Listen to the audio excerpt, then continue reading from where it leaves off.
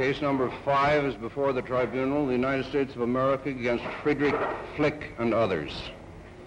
The marshal will ascertain whether or not all of the defendants named in the indictment are present in court. But please, Your Honors, all defendants are present. Defendant Friedrich Flick.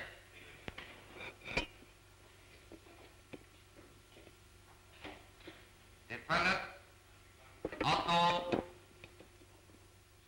Steinbrink.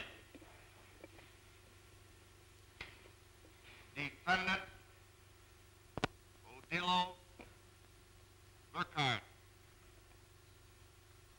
Defendant Conrad College. Defendant Bernhard G. Defendant Herman Nuremberg. The defendants will be seated. The Chief of Counsel may read the indictment. Military Tribunals, case number 5. The United States of America against Friedrich Flick, Otto Steinbrink, Konrad Kalech, Bernhard Weiss, and Hermann Terberger, defendants. Indictment.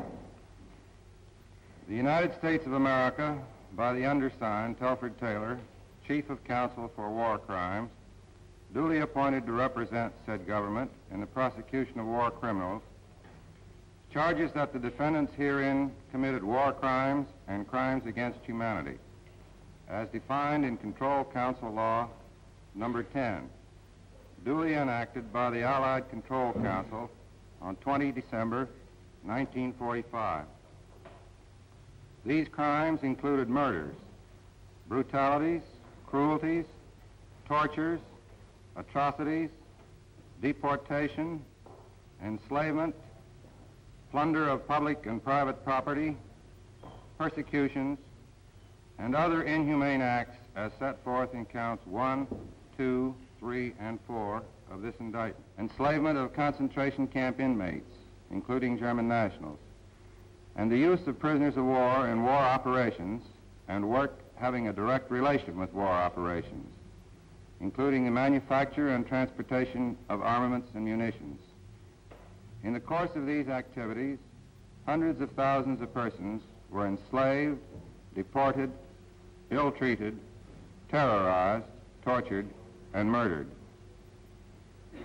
The acts, conduct, plans, and enterprises charged in paragraph 1 of this count were carried out as part of the slave labor program of the Third Reich, in the course of which millions of persons, including women and children, were subjected to forced labor under cruel and inhumane conditions, which resulted in widespread suffering and many deaths.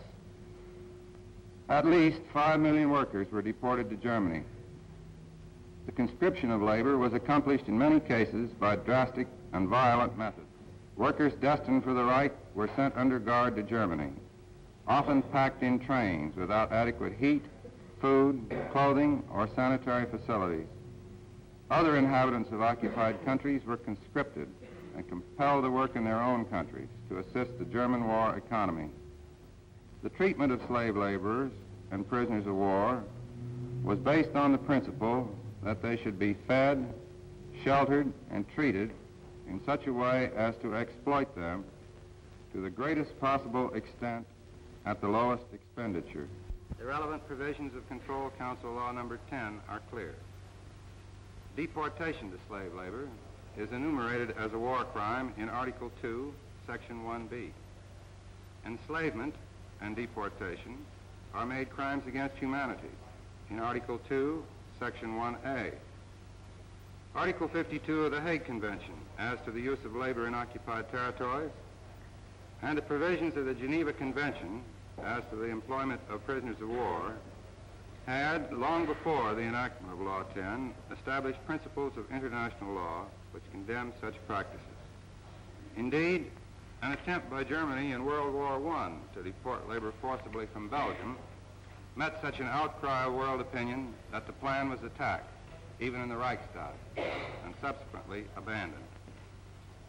But the evil in this program lay not so much in the fact that it violated the letter and spirit of international law as in the utterly barbarous way in which it was carried out. The revolting details were presented in full to the International Military Tribunal and need only be touched on here. Fritz Sauckel, Hitler's labor plenipotentiary, estimated that 5 million foreign workers were transported to the Reich and that only 200,000 came voluntarily. The rest of them were corralled in manhunts in which houses were burned down, churches and theaters searched, children were shot, and families torn apart by the SS and other recruiters. From then on, the victims were subjected to all the tortures, indignities, and sufferings that the human mind can encompass.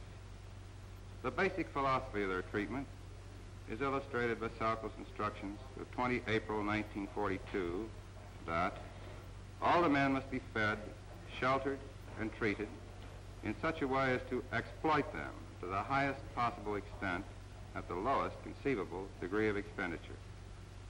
And by Himmler's notorious declaration in a speech made at Posen on 4 October 1943.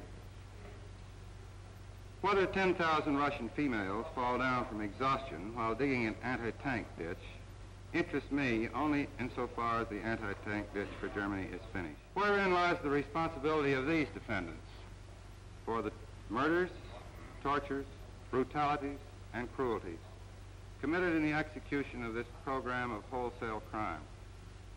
In the first place, they used in the enterprises under their control tens of thousands of impressed foreign workers and concentration camp inmates. The mere utilization of this labor constitutes the crime of enslavement, a crime of which all the defendants are guilty as principals. Flick, with his co-defendants Burkhardt, Kalich, and Weiss, control the Flick concern. And together, they share the responsibility for the widespread use of slave labor throughout its enterprises.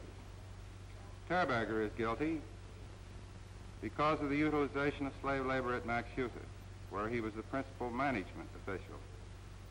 Steinbrink, in his capacity as plenipotentiary for steel and for coal in parts of the western occupied territories, made extensive use of slave labor. In the second place, these defendants, by their voluntary participation in this program, with full knowledge of the criminal methods used in the recruitment of forced labor, are guilty of the crime of deportation and of the murders, brutalities, and cruelties committed in connection with such recruitment and deportation.